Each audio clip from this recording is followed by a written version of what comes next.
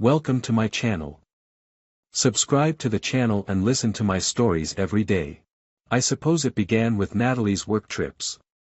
At first, they were quick, overnight stays, always for a new client meeting or a conference in some city I'd barely heard of. I wanted to be supportive. Natalie had worked her way up at her marketing firm, and I took pride in her success.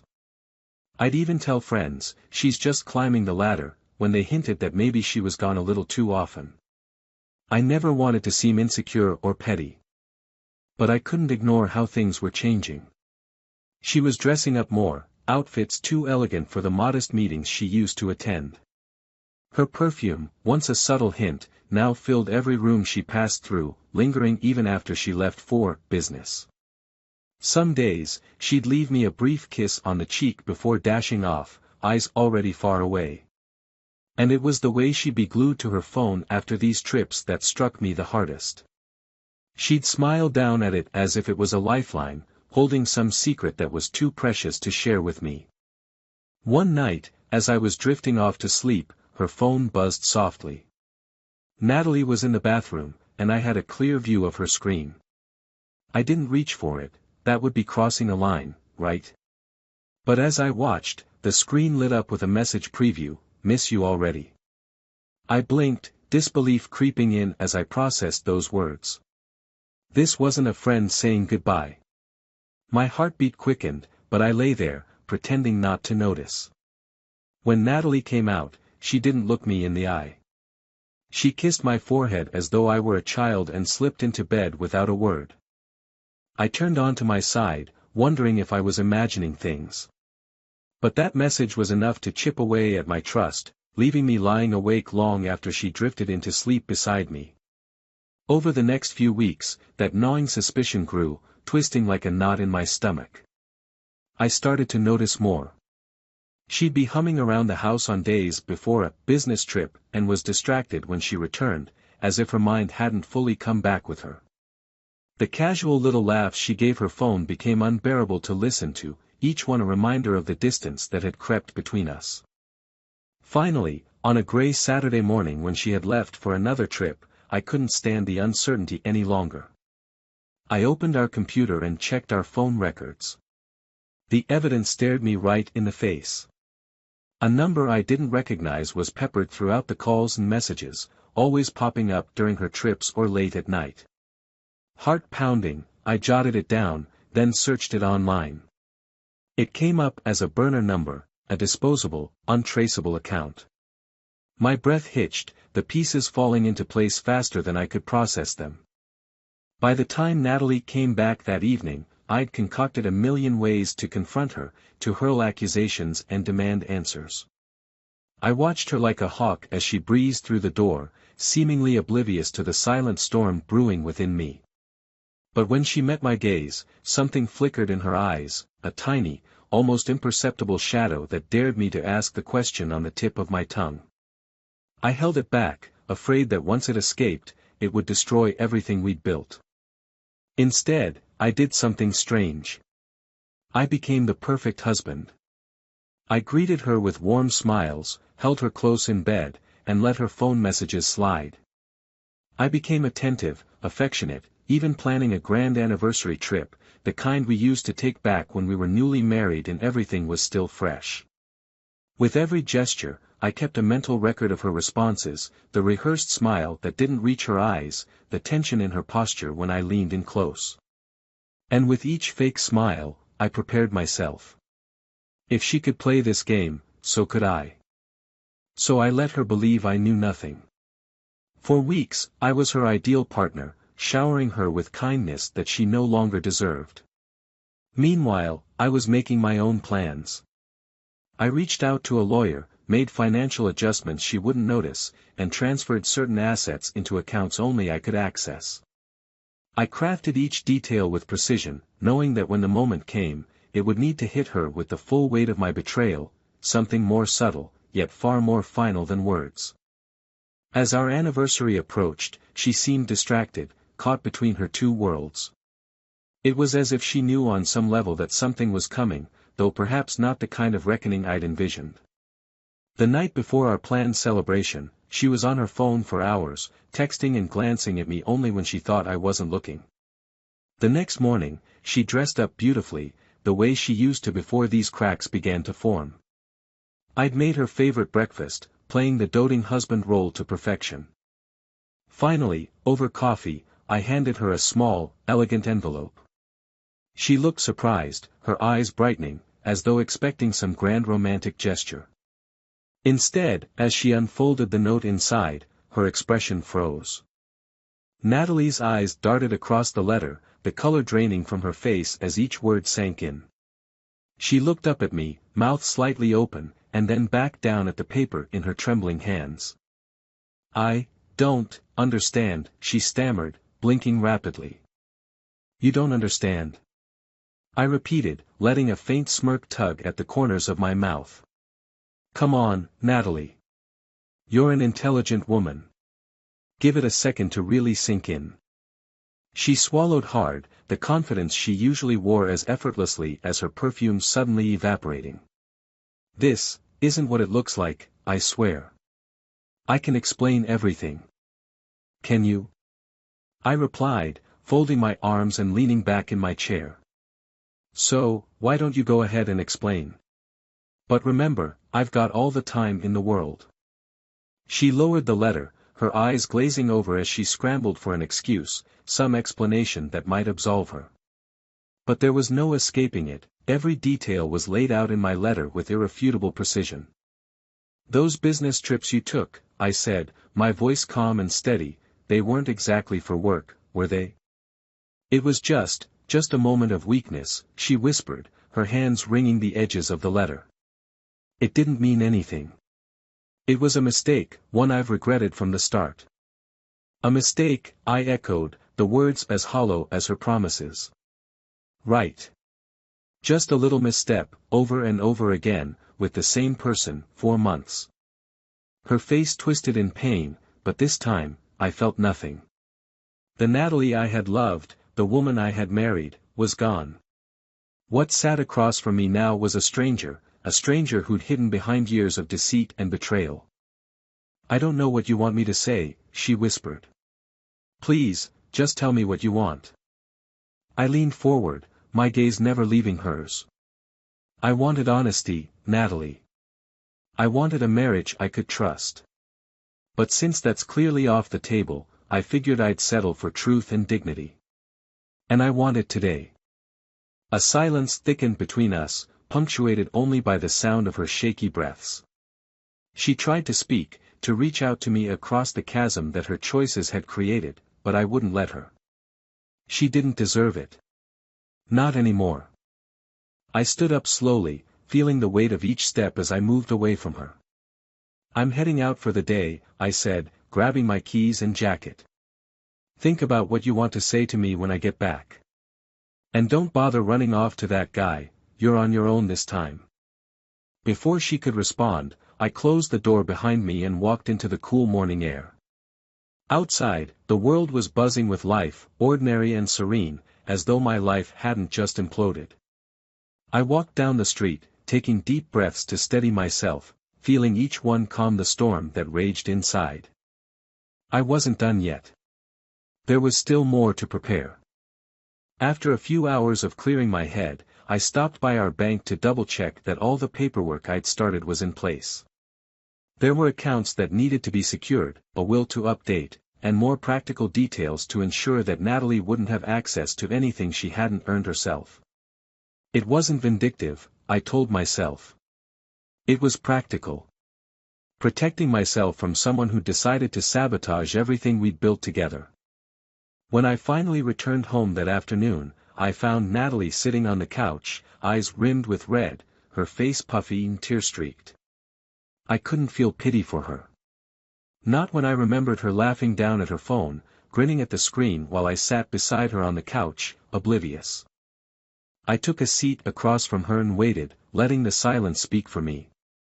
After a moment, she sniffled, rubbing her eyes with the back of her hand as she struggled to gather herself. "I know I messed up," she began, her voice barely a whisper. "I can't change what happened. But I want to fix it. I want to make things right between us." I raised an eyebrow, giving her a wry smile. And what exactly do you think making things right would look like, Natalie? Are you hoping I'll just forget this ever happened? No, she said, shaking her head, her fingers tracing the edges of the letter that lay forgotten on the coffee table. I know it won't be easy. But I love you, and I want to work on this.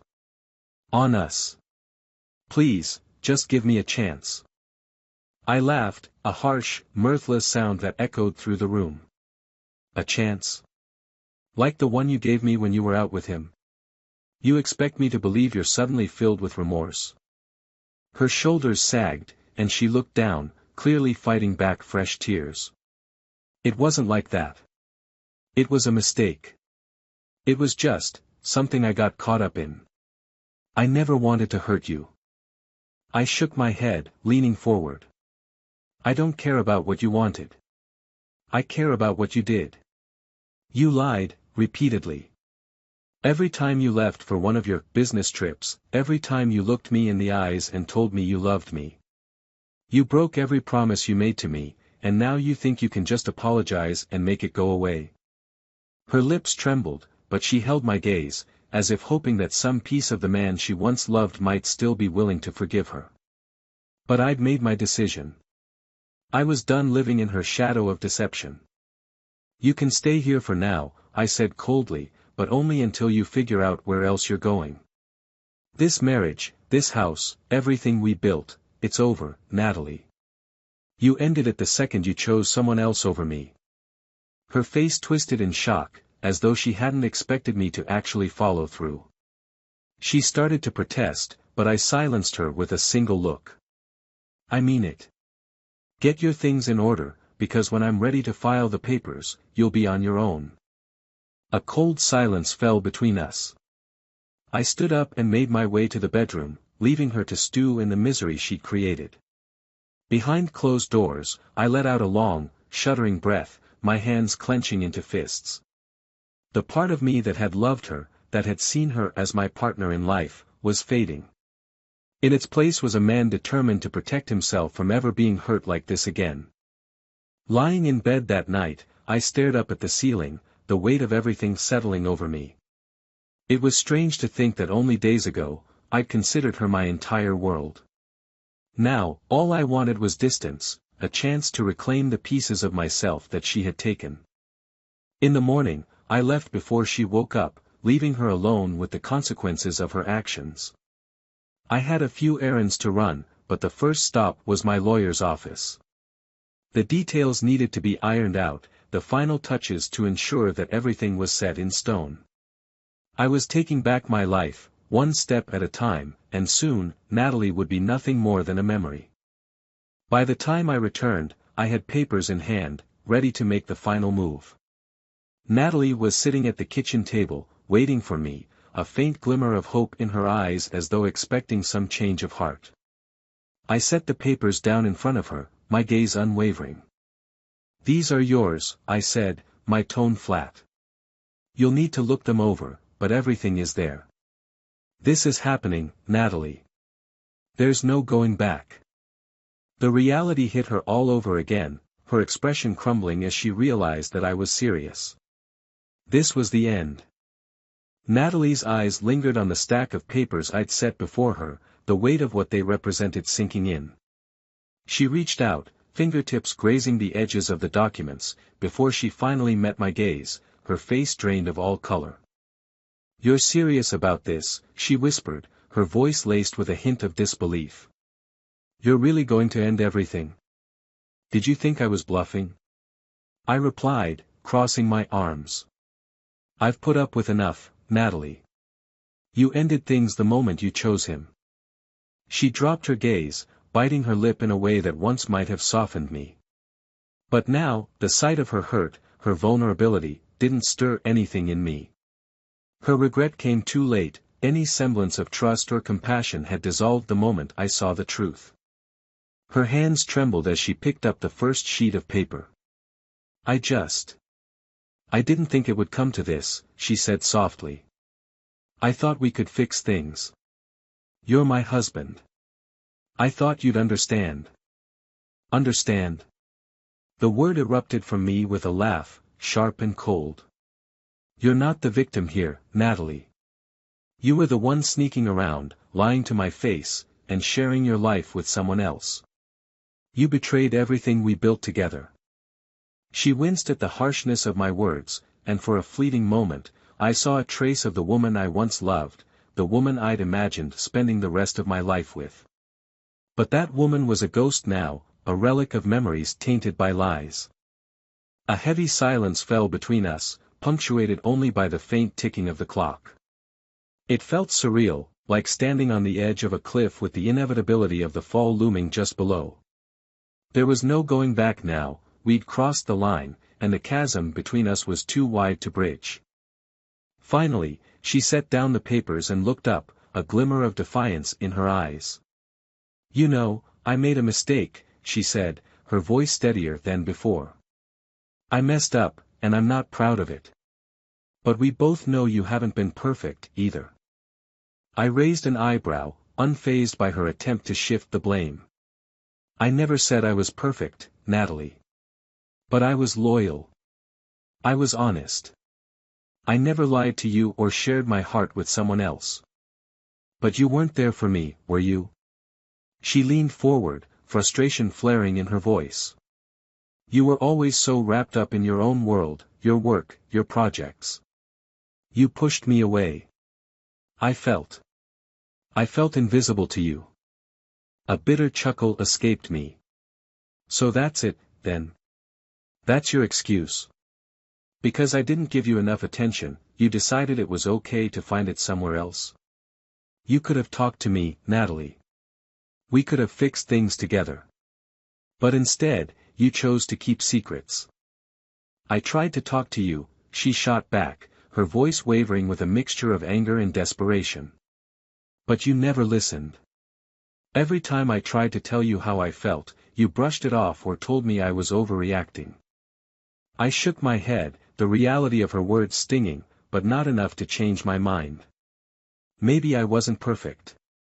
Maybe I didn't listen as much as I should have. But that doesn't justify what you did.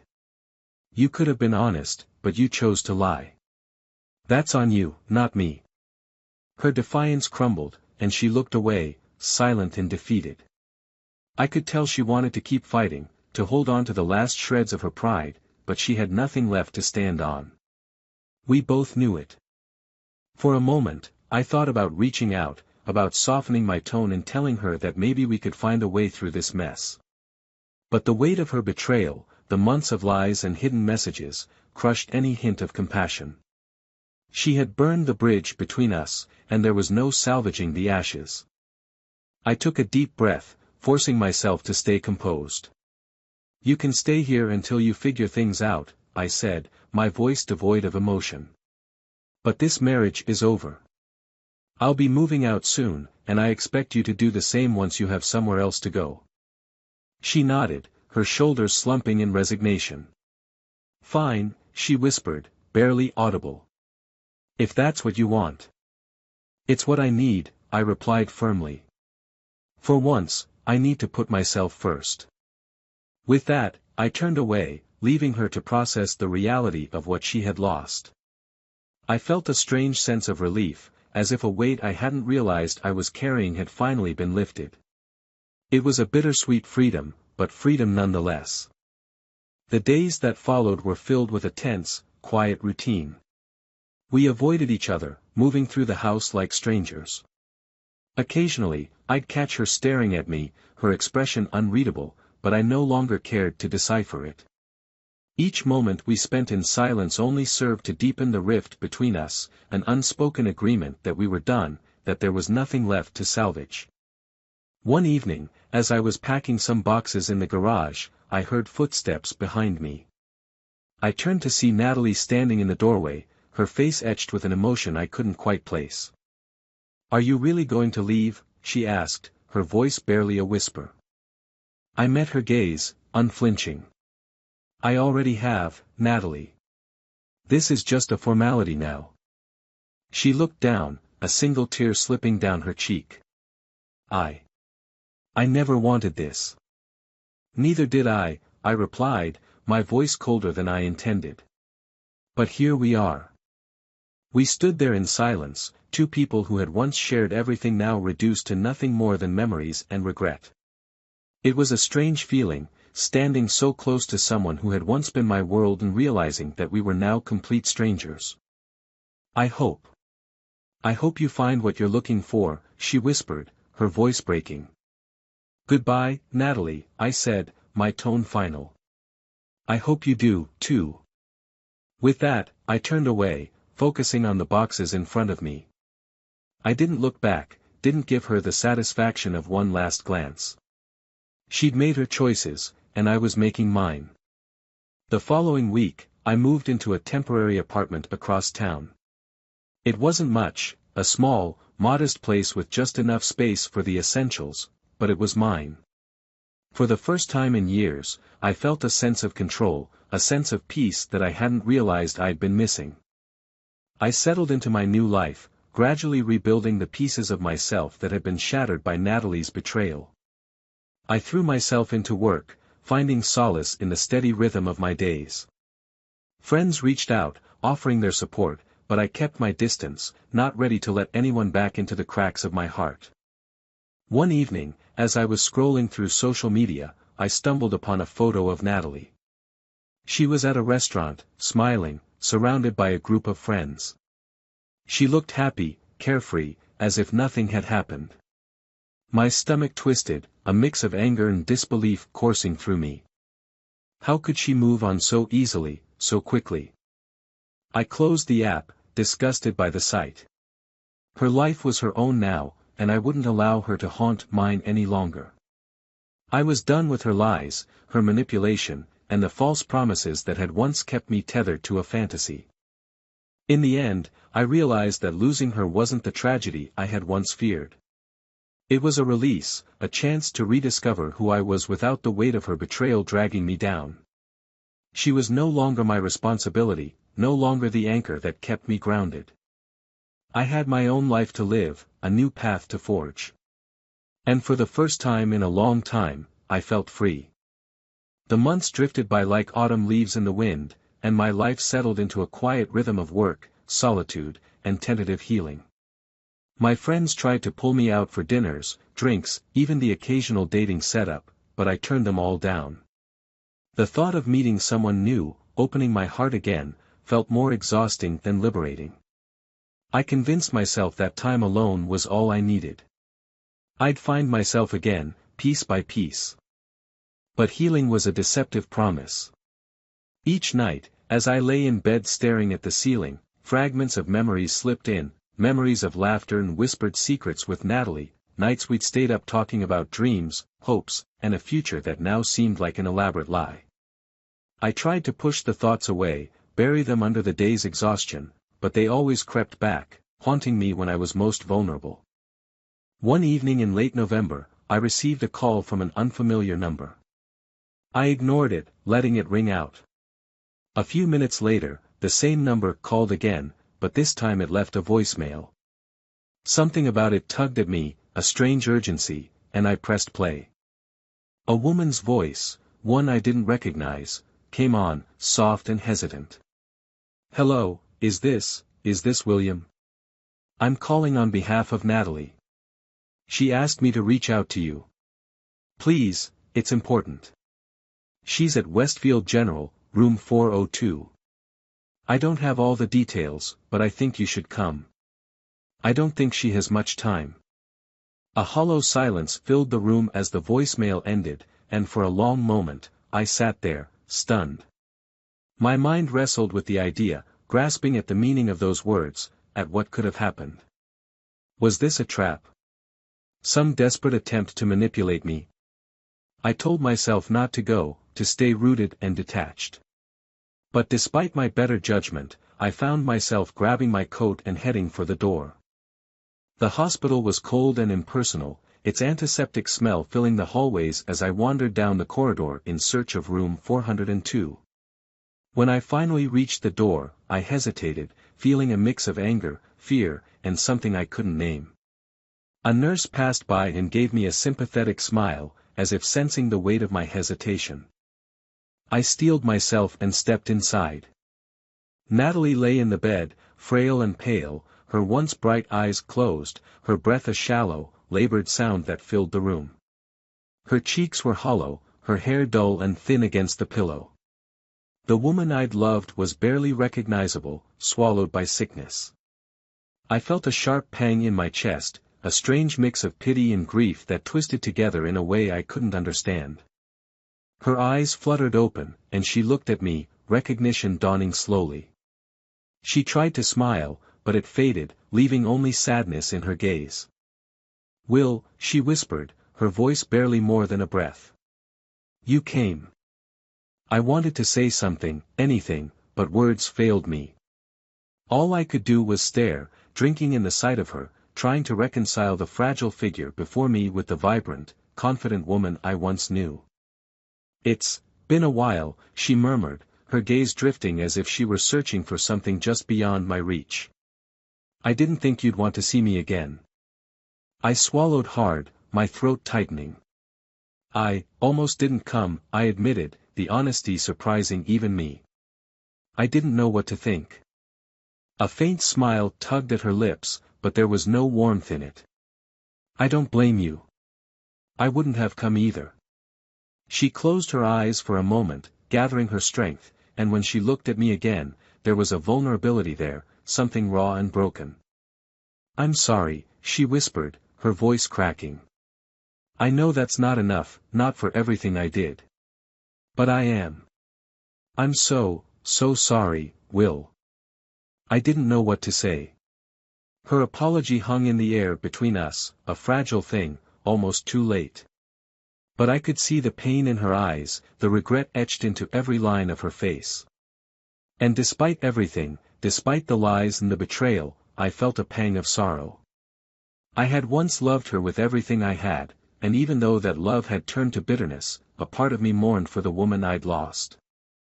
"I didn't know it would turn out like this," she continued, her voice fading as tears glistened in her eyes. "I thought I was invincible. That I had time to fix things, to make it all right, but I was wrong." She reached out a trembling hand, and without thinking, I took it, her fingers cold and fragile in mine. Her grip tightened as if she were holding on to something precious, something fleeting. "I'm dying, Will," she said, her voice a bare whisper. It's too late for me. The doctors say I don't have much time left." A heavy silence filled the room, and for a moment, I couldn't breathe. The reality of her words settled over me, pressing down like a weight I couldn't shake. I wanted to say something, to offer comfort or anger, but all I felt was a numbness spreading through my chest. "I wish I could go back," she murmured, her gaze drifting to the window as if she could see a different life beyond it. "I'd do so many things differently. I'd stay loyal to you. I'd try to be the wife you deserved. I was so stupid, so selfish. And now there's nothing left."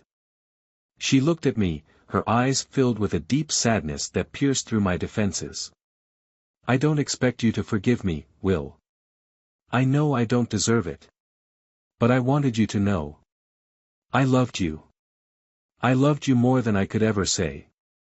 Even when I lost myself, when I let everything slip away. I still loved you." A tear slipped down my cheek before I realized it, and I quickly brushed it away, but the grief had already seeped into my bones. I wanted to tell her that it was too late, that her apology couldn't undo the damage she'd done. But the words felt hollow, pointless. She was dying, and in that moment, our shared past, the pain, the betrayal, all of it seemed distant, as if it belonged to someone else.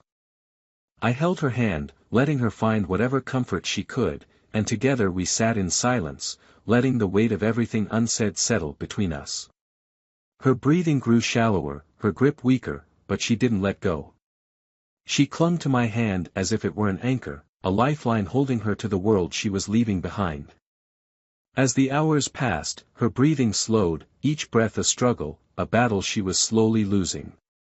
I watched as her face softened, her pain easing as she drifted closer to the edge. And in her final moments, she looked at me one last time, a faint, grateful smile on her lips. "Thank you, Will," she whispered, her voice barely audible. "For everything." With those last words, her eyes fluttered shut, and her hand fell limp in mine. She was gone, the weight of her presence slipping away like the last embers of a fire extinguished. I sat there, still holding her hand, feeling the hollow ache settle in my chest, an emptiness that I knew would linger long after this moment passed. I didn't cry. The tears that had threatened earlier had vanished, leaving only a quiet, aching grief. There was no dramatic release, no moment of catharsis. Just a quiet, painful acceptance of what was, of what could never be. When I finally rose to leave, the sun was setting, casting a warm, golden glow over the room. I looked back at Natalie one last time, a bittersweet smile touching my lips. She was finally at peace, her struggles over, her regrets laid to rest. But as I walked out of the hospital, alone, a heaviness settled over me, a sadness I couldn't shake. I had lost her twice, once to betrayal and once to death. And in the end, neither victory or revenge had brought me the closure I had hoped for. Only a quiet, endless ache, and the hollow echo of a love that had slipped through my fingers, forever lost.